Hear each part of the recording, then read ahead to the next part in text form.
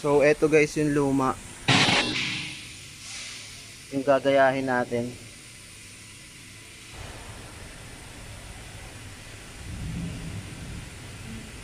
May mga damage siya sa corner, kaya siya papalitan.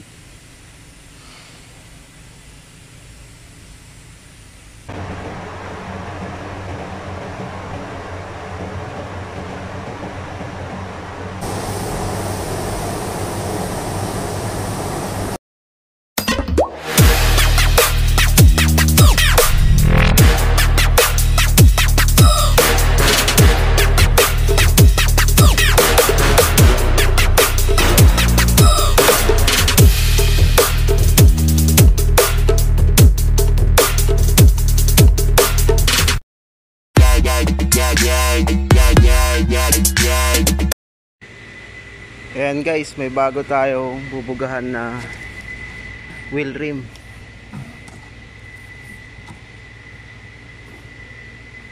Brand new to guys. Change color natin sa matte black. So ayan yung original na kulay niya guys. Metallic gray siya dito sa part na to. Yan. At dito naman ay chrome. So gagayahin natin guys yung luma, na ang kulay ng luma ay matte black dito sa lahat na to, surface na to. Ganon din sa loob. Ang chrome lang niya ay dito sa part na to, itong linya na to guys, yung sa gilid. Yan, paikot.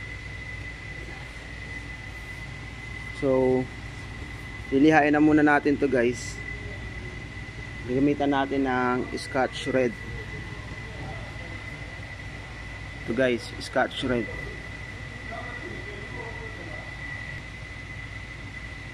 I-scotch natin siya lahat. Yan, kagaya yan.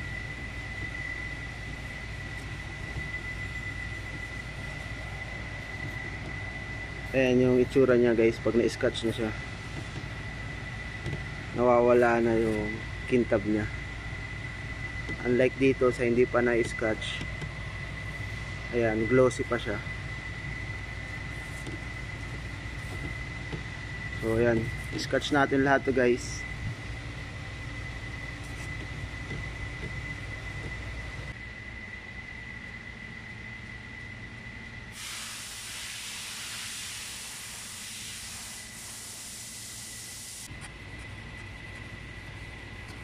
So ayan guys, make sure lang natin na may scotch natin ng maayos yung mga singit-singit niya, gaya dyan sa part na yan, para kumapit yung pintura natin.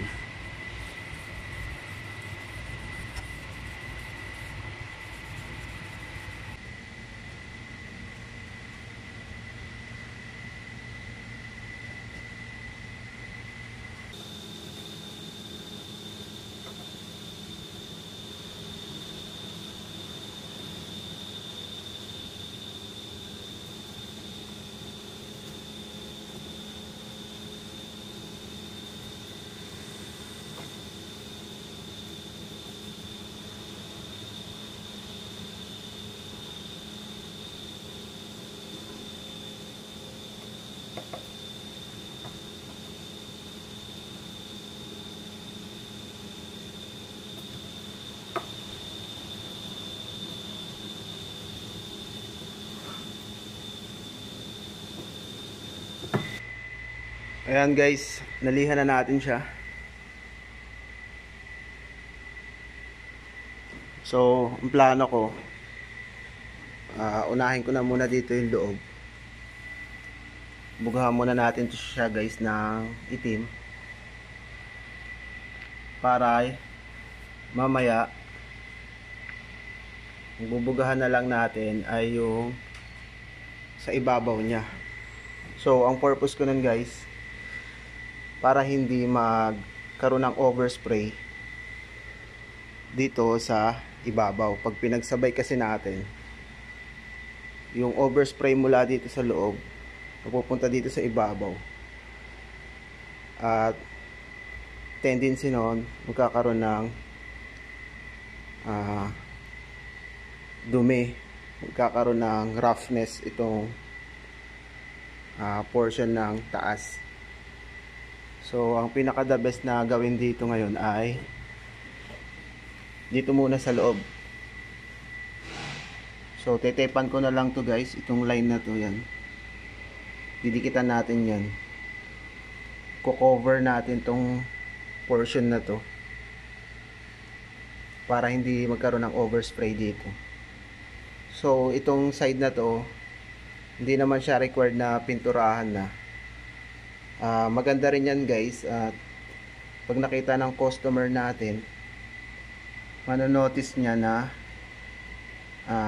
bagong parts yung wheel rim niya. Pag nakita niya tong part na to na bago, so madali niya manotice na bago yung parts na ibinigay natin. So ito lang yung part na to muna, bugahan natin, then after noon pag natuyo siya guys, saka natin siya babalik ta rin, at dito tayo sa ibabaw naman mag-spray. Iniiwasan natin na umabot yung overspray nya dito guys, gawa nga ng maselan to dahil matte color siya. Hindi na natin siya pwedeng i-polish after natin mag-spray. So make sure natin na malinis lahat, smooth yung simula sa paint application nya, at ganun din sa clear coat nya. So tara guys, simulan natin.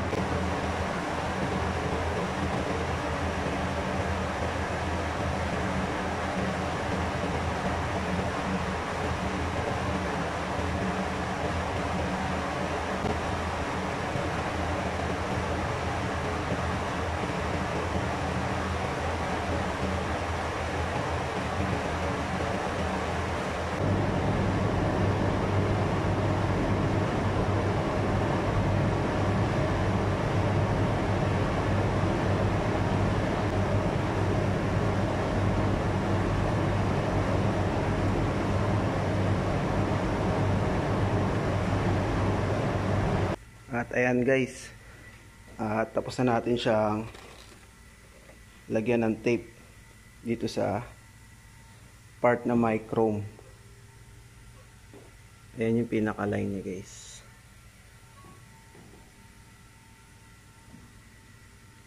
Ganon din dito sa loob, na masking tape na rin natin siya. Lagyan na natin siya ng papel para hindi siya magkaroon ng overspray. So tara, proceed na tayo sa color application.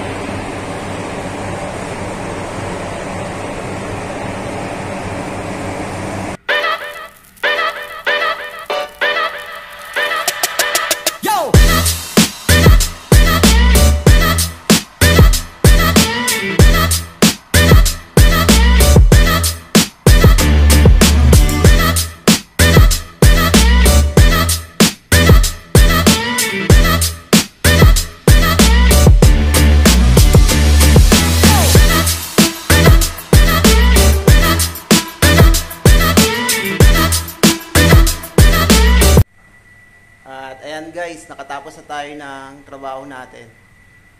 Shoutout sa lahat ng subscriber ko. Maraming salamat guys sa suporta.